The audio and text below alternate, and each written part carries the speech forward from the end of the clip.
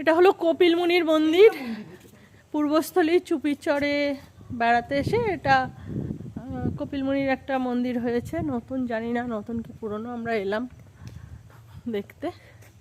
কপিল মুনির আশ্রম দেখে এসেছিলাম এতে গঙ্গাসাগরে, আবার এখানে এসে দেখছি আশ্রমে মন্দির খোলার সময় 6টা থেকে 12টা, বিকেল 4টে থেকে 6টা।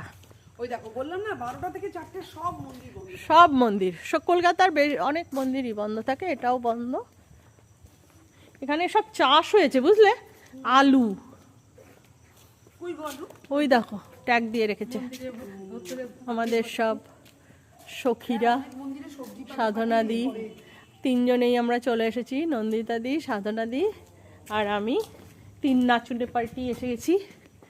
কত কুড়ি এসেছে দেখো শিউলি ফুল গাছে, দেখেছ?